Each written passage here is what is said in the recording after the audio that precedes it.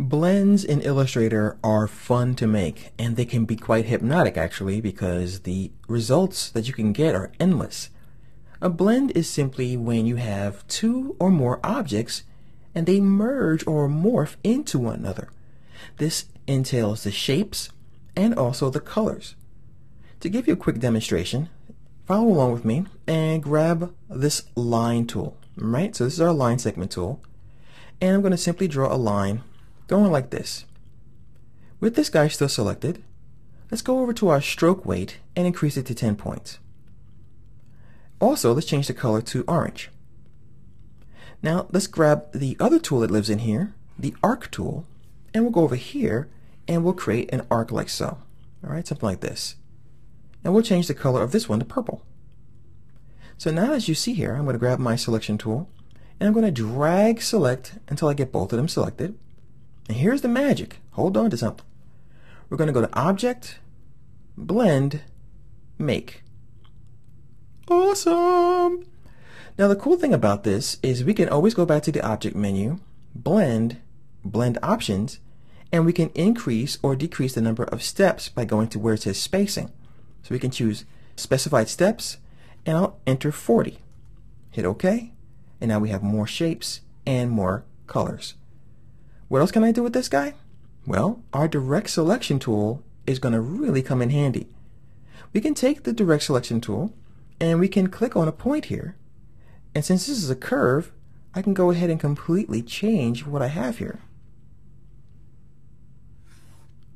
And they can even overlap, so I can grab a point and pull it into the other shape and get something really, really cool like this. You can make logos with this, all kinds of cool stuff. Let's go ahead and grab these guys, and I want to show you something else. You would think that you actually have 40 new shapes here. No, you still actually have 2. If we go to the View menu and choose Outline, we have our 2 shapes. Alright, this first line and our arc. It's an illusion. It's magic. So I'll go ahead and delete that and show you that we can do this as well with these guys. So I'm going to grab my Star tool. I'll create a star here. And I will grab my rounded rectangle tool and draw one over here. And I'm going to fill this guy in with color. So we'll go ahead and put, let's see here, we'll put a gradient in this one. And let me grab my star and we'll put a solid color in this one. Once again, we'll grab both of them. We'll go to Object, Blend, Make. Whoops, I think I missed it. Hold on. There we go. You'll notice that the star is morphing into the cube and vice versa. But wait, there's more.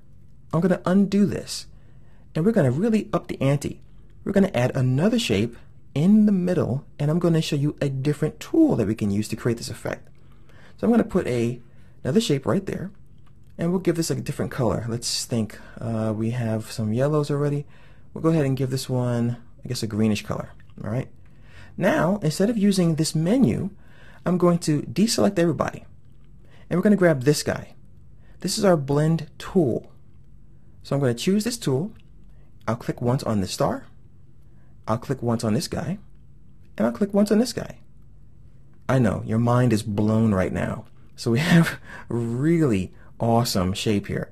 And just like before, you think we have a whole bunch of stuff? Nope, we only have 3.